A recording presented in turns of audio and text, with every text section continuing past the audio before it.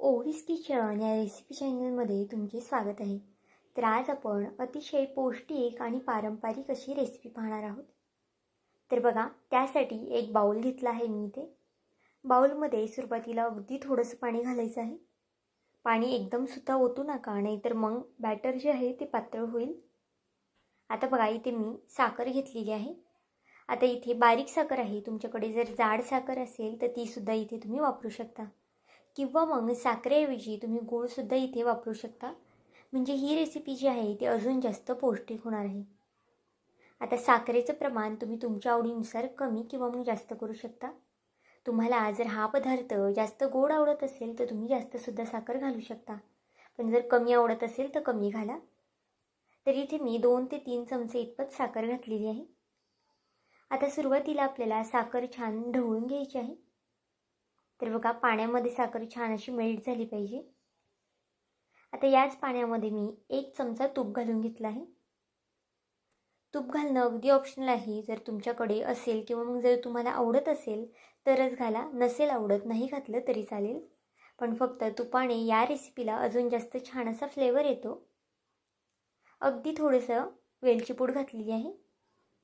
वेलची पूडनीसुद्धा ही रेसिपी अजून जास्त खायला छान लागते. तर बघा, वेलची पूडसुद्धा घालून झाल्यावरती ही मिक्स करून घेतलं आहे. आता यामध्ये थोडं थोडं करून गव्हाचं पीठ घालून घेऊया.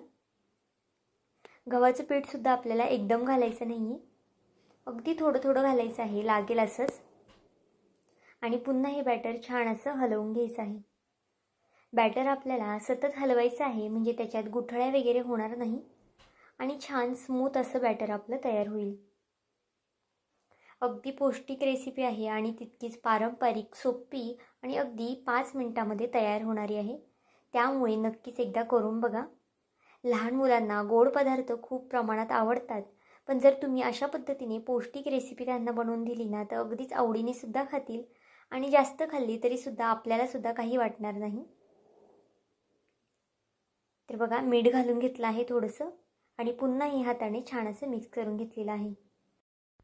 तुम्ही हे जितकं जास्त फेटून घ्याल किंवा जितकं जास्त हाताने मिक्स करून घ्याल तितकी आपली रेसिपी जाळीदार होणार आहे. तर बघा, एका साईडला मी तेलसुद्धा तापत ठेवलं होतं. तेल छान कडकडीत तापून द्यायचं आहे आणि गॅसची फ्लेम आता मीडियम ठेवायची आहे. आता याचे छोटे छोटे भजी सोडून घ्यायचे आहे. आमच्या इकडे याला गुलगुले म्हणतात, पण तुमच्या इकडे याला काय नाव आहे हे सुद्धा मला कमेंट करून नक्कीच सांगा. तसाच माझा हा व्हिडिओ तुम्ही कुठून पाहत आहात हे सुद्धा मला कमेंट करून सांगायला विसरू नका. तर बघा, अगदी छोटे छोट्या साईजचे सोडायचे आहेत गुलगुले. जास्तसुद्धा मोठे सोडू नका, नाहीतर मग आतमध्ये जे पीठ आहे ते कच्चं राहू शकतं. त्यामुळे मीडियम आकारामध्येच हे गुलगुले तुम्ही सोडून घ्या. आता इथे कढई थोडीशी पसरटी आहे, त्यामुळे मी एक संगती भरपूर अशी सोडून घेणार आहे. पण जर तुमची कढई लहान असेल, खुलगटी असेल तर तुम्ही कमी सोडले तरीसुद्धा चालतील. तर बघा, गॅसची फ्लेम कुठेही फास्ट करायची नाही. स्लो गॅसवरती म्हणजेच मीडियम टू हाय गॅसवरतीच आपल्याला हे तळून घ्यायचं आहे. जर तुम्ही फास्ट गॅस केला की हे गुलगुले आतनं कच्चे राहतील आणि वरच्या साईडने याचा लगेच रंग बदलेल. तर बघा, अगदी व्यवस्थित अशी सोडून घ्यायची आहे. खायला म्हणाल तर अगदी अप्रतिम लागतात, आतून जाळीदार असे होतात. त्यामुळे एकदा नक्कीच करून बघा. आता बघा, सर्व गुलगुले यामध्ये सोडून घेतलेले आहेत. अगदी पौष्टिक रेसिपी आहे.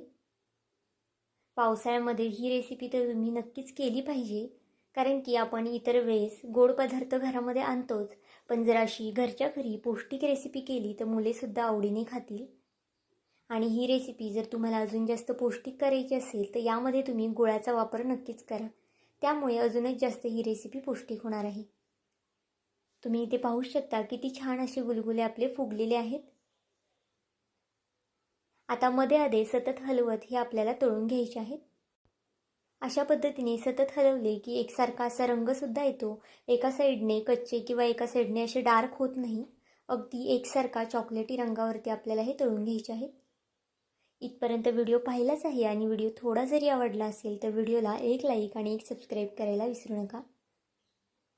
तर बघा, छान असे एक 3 ते 4 मिनटं हे गुलगुले मी मीडियम टू हाय गॅसवरती तळून घेतलेले आहेत. तुम्ही इथे पाहू शकता किती छान असा रंगसुद्धा याला आलेला आहे. अशाच पद्धतीने रंग येतोपर्यंत हे गुलगुले तळून घ्या. म्हणजे वर्ण खुसखुशीत आणि आतनं अगदी मऊसूत असे होतात. आता तेलामधून व्यवस्थित निथळून हे एका प्लेटमध्ये काढून घेणार आहे. तर बघा अगदी गरमागरम आपले हे गुलगुले तयार झालेले आहेत. त्यामुळे या पावसाळ्यात नक्कीच एकदा ही रेसिपी करून बघा. तर आजची ही गुलगुल्यांची रेसिपी तुम्हाला कशी वाटली मला हे कमेंट करून नक्की सांगा.